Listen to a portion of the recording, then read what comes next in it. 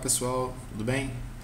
Vamos lá, mais um vídeo agora falando sobre a aba DIRF, né, que é de Declaração de Imposto de Renda de Pessoa Física. Então, a planilha de controle de investimentos versão 4.x, né, que é a partir da 4.0, a gente tentou disponibilizar aí a aba que já existia, de IRPF, na versão 3.1. A gente deu algumas otimizadas nessa aba, né? Principalmente aí com a ajuda do Diego Corrêa, é um parceiro aí voluntário que ajudou bastante no desenvolvimento da versão 4.0, tanto na questão da planilha em si, quanto em relação aos scripts, tá? Então, eu queria agradecer ele aí, agradecer também o pessoal, os usuários alfa, que tem ajudado bastante nos testes e feedback da planilha. Já tenho testado ela já há algum tempo. Se você quiser ser usuário alfa, lá na aba Leia-me da planilha tem um link para que você possa fazer seu cadastro, tá? E se você não quiser ser usuário alfa e tal, mas quiser fazer uma contribuição de apoio ao projeto aí, fique à vontade, aqui na aba Leia-me tem os links para fazer doação e lá no site também, na seção de apoie-me, ok? Então, voltando lá à aba DIRF, né? Vocês chegam aqui para o lado, aba DIRF. Essa primeira parte aqui vocês podem ver que está toda em branca, tá? Porque é um recurso que está sendo exclusivo para os usuários alfa, então a gente está testando ainda. Já temos alguns feedbacks e tal, bem positivo, o pessoal gostou e eu vou mostrar para vocês aí, mas primeiro eu vou lá mais para o lado, vocês andam para o lado aí, ó. E aqui nessa parte aqui é aquela aba que tinha a seção que tinha na aba de RPF antiga, entendeu? Então aqui as operações, né, aparece o quanto que você teve de operações no mercado à vista, de ações, no mercado de opções de ações, mercado de dólar e índices, né? Então aqui aparecem as operações de day trade, operação comum, e aqui é a parte que você faz os cálculos dos impostos, do quanto que foi, que você vai ter que pagar e tal, tá? Então a gente tentou deixar essa aba aqui com uma cara mais parecida com o programa da Receita, para na hora que vocês forem fazer o preenchimento ficar mais similar lá ao programa da Receita, tá? Mas basicamente eu vou mostrar para vocês aqui como é que funciona. Então aqui tem um mês, né, um ano, né, os meses do ano, tá? Aqui é o ano calendário, que lá no início você diz qual é o ano calendário que você vai querer apurar, né? E aqui é o exercício, né? Então a gente está apurando esse ano, o ano calendário 2018 no exercício 2019, tá? Então você bota aqui o ano, né, que você quer do ano calendário, e a planilha vai calcular aqui automaticamente esse valor aqui para o primeiro mês, né, do ano calendário que a gente está apurando. E o mês, aqui a parte de baixo, é o ano seguinte ao ano calendário que a gente está apurando, tá? Então, se a gente for mudar lá o ano calendário, ano que vem no caso, para 2019, né, aqui vai botar 2019, antes de fazer essa migração, a gente tem que ver essas células aqui, ó, vocês podem passar o mouse que ela explica o que tem que fazer, né? A gente tem que copiar esses valores aqui, que são o resultado negativo até o mês anterior que a gente tem, né, nesse tipo de operação, aqui para cima, tá? Então a gente copia esse valor, digita ele aqui em cima, mesma coisa com esse aqui caso tenha, e esses daqui são os cálculos que tem prejuízo a compensar de operações comum e day trade também, tá? A diferença é que aqui é já o resultado e aqui é o apurado no mês, né? Então nesse mês foi apurado aqui 502 de prejuízo, então ele veio aqui para esse mês aqui, carregando para esse mês aqui o prejuízo dos resultados, tá? Então, esses valores aqui é o que a gente tem que jogar lá em cima se a gente for mudar o ano calendário, tá, ok? Então, seguindo aqui o exemplo, tá? Nessa planilha aqui eu só tenho operações de fundos imobiliários e ações, tá? Então, operações de ações, vocês podem ver que eu tive um prejuízo aqui de R$502, certo? Que veio carregando, aí aqui carregou o prejuízo, né? E aqui veio carregando mês a mês até o próximo ano, onde esse ano agora aqui eu tive um outro prejuízo de 2.100, né? E foi somado aqui esse meu prejuízo aqui agora nesse ano, que já foi carregado aqui esse prejuízo para o mês seguinte, tá? Então é assim que funciona, vai carregando os prejuízos para o mês seguinte. Se eu tiver alguma operação aqui com lucro, tá? Automaticamente esse valor aqui do lucro, né, do resultado, vai ser deduzido do meu resultado negativo para apurar o meu lucro tributável. tá? E em cima do lucro tributável vai ser calculado o imposto devido a pagar aqui conforme a alíquota de 15% para operações comuns ou day trade de 20%, tá, ok? Eu vou fazer um simulado, tem algumas operações lá na aba dados que eu deixei para teste. Eu vou colocar que essas operações aqui foram feitas no mês de fevereiro, tá? Só para vocês verem o que vai acontecer.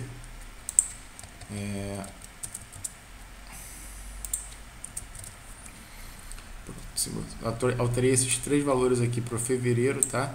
Então, se vocês repararem aqui, a minha venda no mês de fevereiro vai ultrapassar a 20 mil, ok? Então, lá na parte de ações vai mudar a forma de cálculo lá.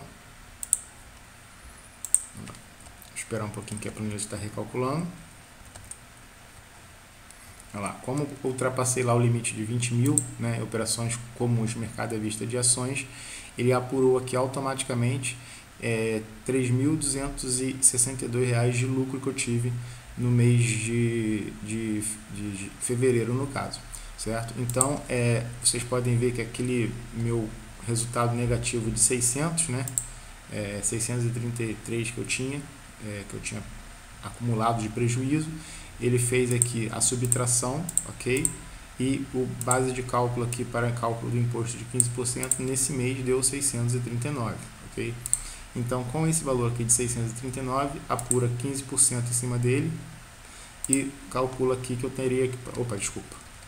Mudou aqui, ó, estava calculando aí. Então, aqui foi 4.829, menos os 2.600 que estava de resultado prejuízo.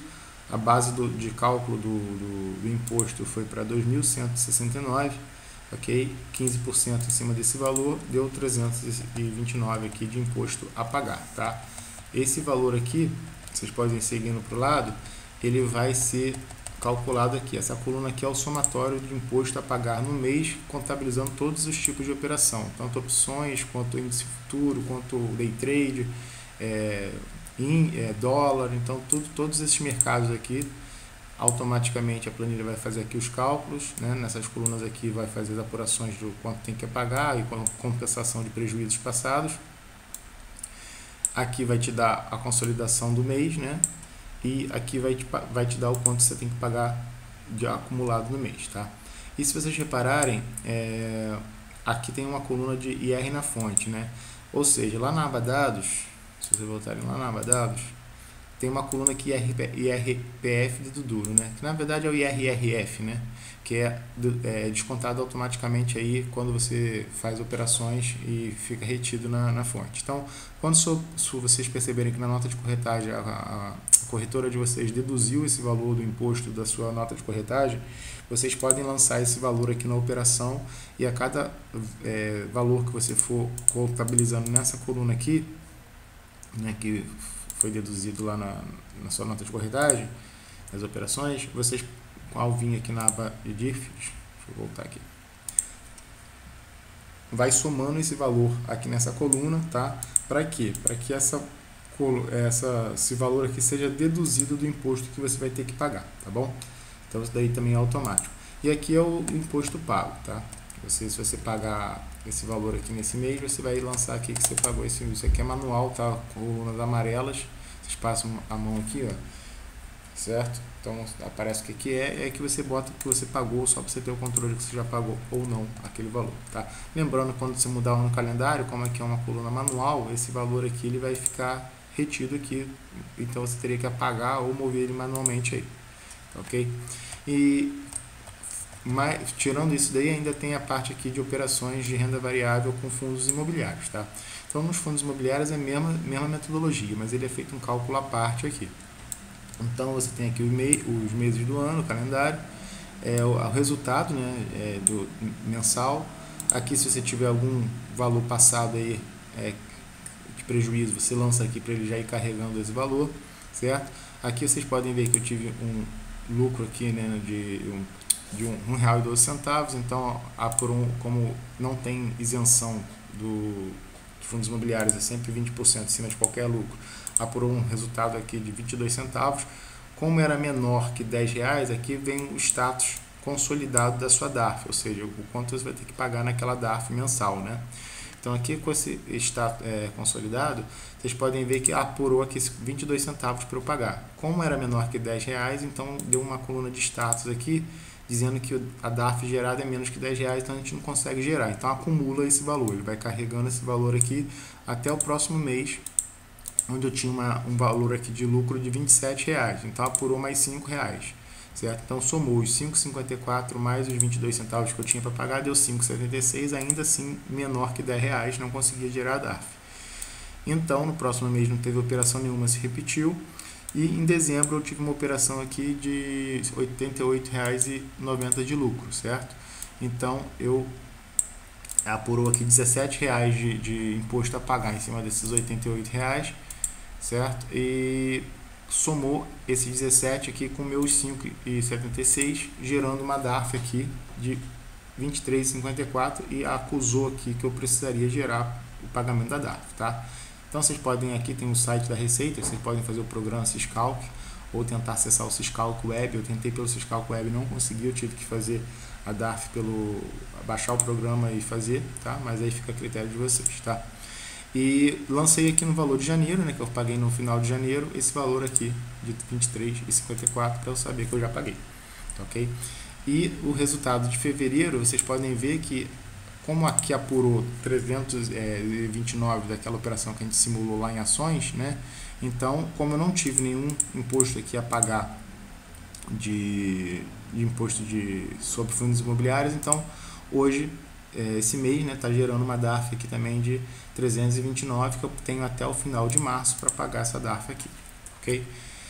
Então é assim que funciona essa parte do cálculo de IRF, tá? IRPF no caso. Então isso daqui de meio que já tinha na versão anterior, a gente só deu uma otimizada aí para poder melhorar a questão dos cálculos e em relação aos outros índices, né? Que tem outros mercados, que é mercado de ações, opções, mercado futuro e de índice dólar.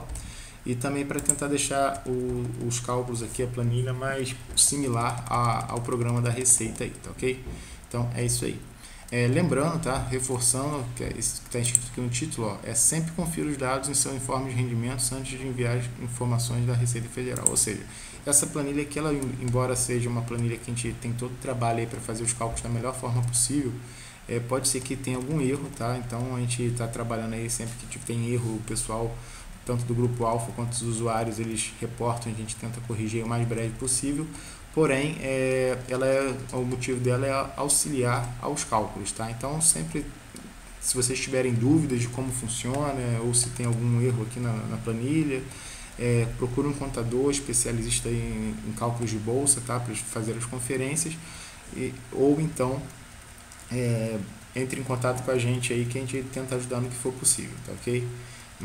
E veja os documentos oficiais lá, tá? E lembrando sempre que isso daqui pega como base de cálculos o preenchimento dos usuários, então também tem que ter uma confiabilidade grande aí no preenchimento de vocês, tá ok? Então vamos lá, agora para outra parte da planilha de IRF, que é restrita aos usuários alfa, tá? Então vocês podem ver que aqui tem um botão de atualizar, tá? Para você rodar o script, ou então vocês podem atualizar aqui, ó, recursos alfa, ativar diff. Tá? Quando vocês rodam esse script aqui, só vai habilitar, né, só vai passar se for usuário alfa. Se você não for e não tiver cadastrado lá no meu banco de dados de usuários alfa, a planilha vai avisar que esse recurso, por enquanto, é restrito a usuários alfa, tá ok? Mas vamos lá. Então, você clicando aqui, como o meu e-mail de cadastro, que fica... Opa, desculpa, vou cancelar aqui só para mostrar para vocês. Como o meu e-mail de cadastro aqui de usuário alfa é o meu e-mail, então ele vai automaticamente já entender que eu sou um usuário alfa e vai rodar o script, tá? Antes de rodar o script, ele lembra novamente aquela mensagem ali, que vai aparecer novamente, ó lá. Esse recurso deve ser utilizado apenas como auxílio de preenchimento de sua declaração. Utilize os documentos oficiais para confirmação e conferência de dados. Aí eu vou mandar continuar aqui para vocês verem o que vai acontecer, tá ok? Então quando vocês clicam ali, o script normalmente demora um pouco, tá? Esse script daí ele faz uma varredura de todos os ativos que a gente tem cadastrados na planilha, todos os lançamentos que a gente tem na planilha em relação a provento, juros sobre capital e bonificações, e também pega dados tanto CNPJ e razão social de todos os ativos que a gente tem, tá? Então, ó, já começou a rodar aqui, vocês podem ver que aqui já preencheu aqui com os ativos, né? Mesma coisa aqui, tá? Vamos esperar aí que quando terminar o script eu vou falar para vocês, explicar o que está acontecendo aqui. Essa aba tem bastante coisa, tá, pessoal? Então eu peço desculpa aí pelo vídeo que vai ficar um pouco mais longo do que o normal. Eu tento fazer em média de 10 a 15 minutos cada vídeo, mas esse aí talvez passe um pouquinho. Ok? Olha lá, já fez aqui, tá? Pode ver que agora o script já foi concluído. Vocês podem ver que a planilha automaticamente buscou o CNPJ de todos os ativos, tá? A razão social de todos os ativos, e nos fundos imobiliários ele buscou inclusive o administrador daqueles fundos, tá? Eu já falei sobre isso em outro vídeo, mas eu vou reforçar no vídeo dessa aba, que essa questão dos administradores para os fundos imobiliários, normalmente a gente precisa dessa informação por conta que eles são a fonte pagadora, né? Então, quando a gente vai declarar lá os dividendos, os rendimentos que a gente recebe dos fundos imobiliários, a gente precisa declarar como fonte pagadora o administrador do FII, tá? Porém, isso aqui foi uma consulta que eu fiz, né, na internet, e fui pegando lá, batendo qual aquele fundo imobiliário era qual administrador e pegando os dados do administrador para colocar como fonte pagadora. Pode ser que tenha algum erro, tá? Então, o motivo aí da gente fazer isso aqui é para auxiliar os investidores. Se alguém perceber que tem alguma coisa errada aí, avisa a gente que a gente vai estar ajustando lá o banco de dados para estar facilitando a vida de todo mundo aí, tá ok? E no mais, aqui você tem essa relação, né, do CNPJ e o razão social. Aqui, seguindo para o lado, vocês veem que tem uma tabela de bens e direitos aqui, ó. Essa tabela de bens e direitos, ela pega o quê? Ela pega todos os ativos que você tem em carteira até o final daquele ano calendário, vê a sua posição, né, em valor monetário, e já calcula aqui para você a quantidade que você tinha em custódia naquele ativo, tá? Então, você tem a sua atuação antes, a sua atuação depois e a quantidade que você tem atualmente, tá? Então, basta dar um Ctrl+C, Ctrl+V lá na aba de bens e direitos do imposto de renda para você estar fazendo preenchimento. Aí vocês podem reparar que já indica aqui também para vocês que é um fundo imobiliário, é uma ação, qual é o código que a gente tem que estar atualizando, tá ok? Agora, fora bens e direitos, tem a parte de rendimentos isentos e não tributáveis, ou seja, tudo que a gente lança lá na aba proventos e classifica lá certinho na coluna de juros sobre capital ou rendimento de fundos imobiliários ou dividendos de ações, a planilha já puxa automaticamente esse valor para cá, já puxa qual é o tipo de lançamento que a gente tem que, tipo de rendimento que a gente vai ter que lançar lá na aba de rendimentos isentos não tributáveis, já com o CNPJ da fonte pagadora e o nome da fonte pagadora, tá? Lembrando que aqui nesse caso os fundos imobiliários ele puxa normalmente a fonte pagadora do administrador do fundo, tá ok? E também, além disso, tem a parte de rendimento sujeito à tributação exclusiva e definitiva, tá? Então, aqui entra os dividendos e rendimentos dos fundos imobiliários são isentos, tá? E aqui entra a parte de rendimento de tributação exclusiva, tá? Então, esses aqui a gente tem que lançar também, só que na aba de rendimentos sujeito à tributação exclusiva e definitiva, tá?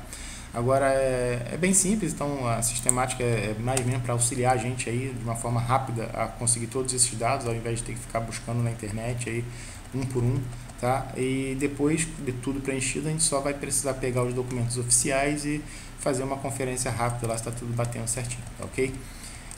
Agora, só uma observação em relação a essa funcionalidade, que os ativos, né, que normalmente no final de dezembro fazem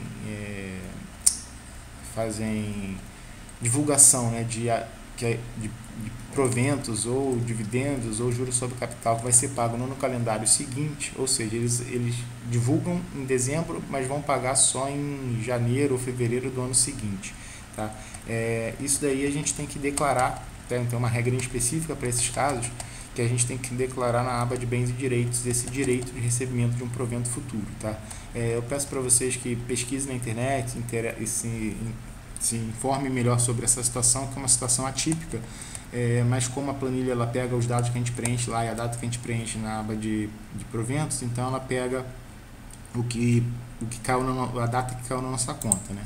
Então, se você usar, dependendo da data que você coloca lá, pode ser que gere algum tipo de inconsistência nessa informação. Então é bom vocês estarem cientes quanto a isso aí, para vocês saberem como fazer o melhor preenchimento lá na aba de proventos, a data do pagamento do provento. Tá, ok? E ficar atento aí aos proventos que são pagos em dezembro, se teve algum provento que foi anunciado que vai ser pago no ano calendário seguinte.